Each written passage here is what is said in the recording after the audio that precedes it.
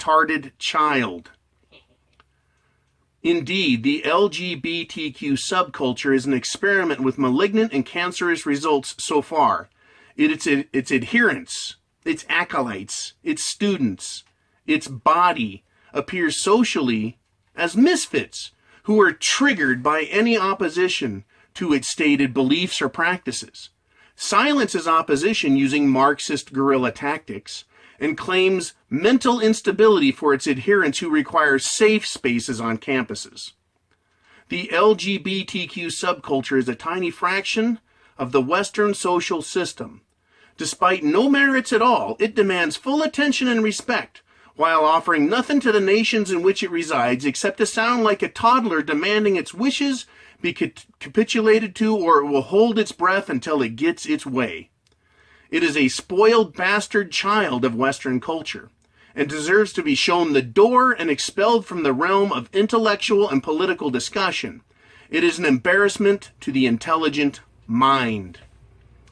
I will conclude by stating that I will retain my masculinity and oppose any claim of philosophical or social legitimacy of the LGBTQ subculture. I will neither recognize nor accept as legitimate its subversive Marxist origin and agenda. The LGBTQ agenda is to subvert and destroy our culture and substitute through sophistry its language, mandates, and untested results and consequences. I choose a proven, consistent, successful, and operable social system with masculine men serving as both the physical and intellectual leaders of our culture. For those who are gay, I invite them to live moral and intelligent lives as free and intellectual men and women among the rest of the intelligent world, and be accepted as equals, but never superior. I condemn any who think they have special, fictional human rights unique to LGBTQ claimants. It is a farcical and dangerous dogma that is preached from the halls of academia. It will find its doom, and the acolytes you have indoctrinated will have no legacy or legitimacy, except it be a footnote on the dusty and neglected pages of history. I know you will not reassess your views, and I thank you for the mental exercise. I will allow you to cling with false hope to a vision of masculine men fatally destroyed and simultaneously usurped by moral and intellectual bilge. I wish you well and good night. That is the end. He has not responded. He has not removed his own comments. So I imagine Herr Doctor is going to probably keep it in place if he can for his students. I spent a great deal of time typing that out, as you can imagine. And it was worth it, because it allowed me the platform from which to write this information down. You could have just as easily substituted the word femininity for the LGBTQ, because they are bastard siblings of philosophy.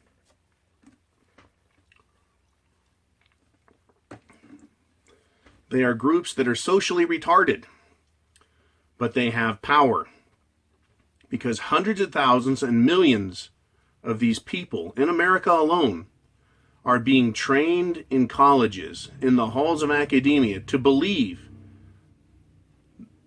the dogma,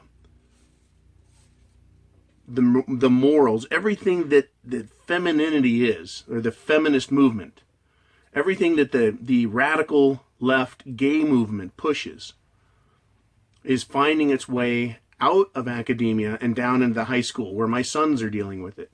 And then it's also finding its way into government.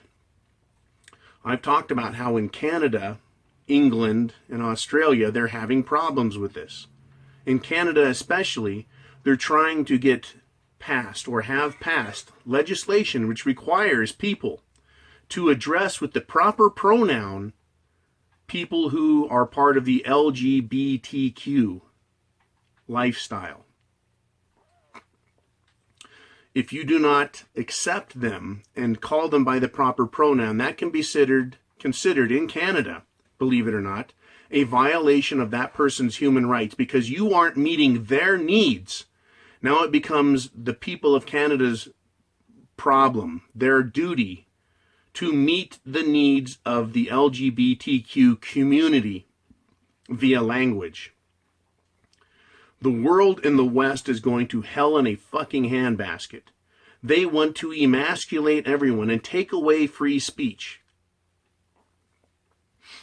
Jordan Peterson, who is a philosopher in Canada, I think at the University of Toronto, is battling them up front, and he is having to listen to the stupidest arguments.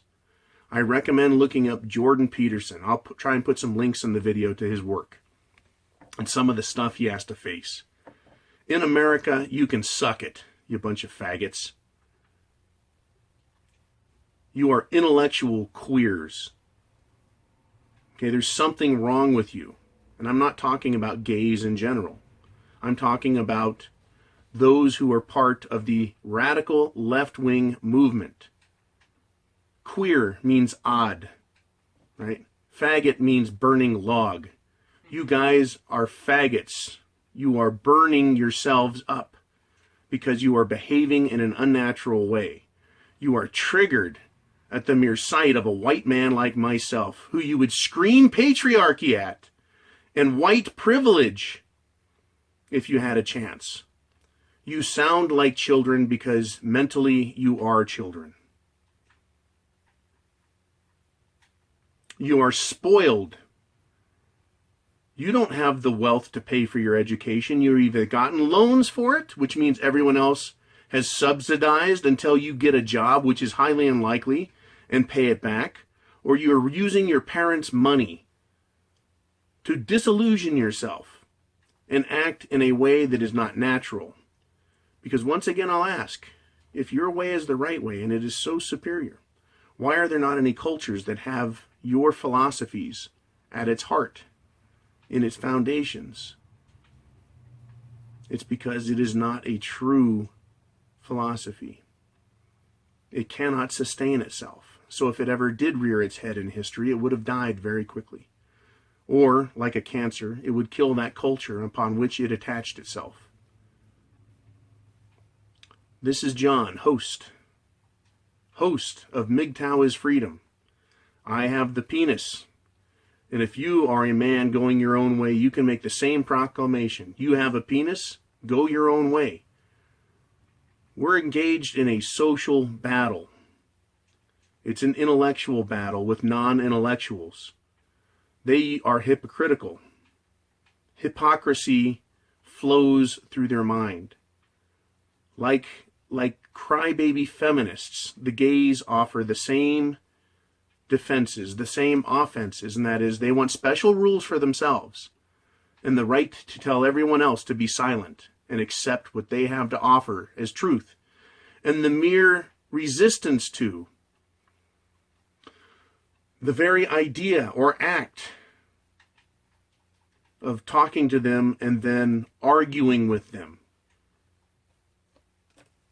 creates in their mind the very act that they complain about. So if I talk as a white heterosexual male, I am engaging in transphobia if I talk about trans or queers or gays or bis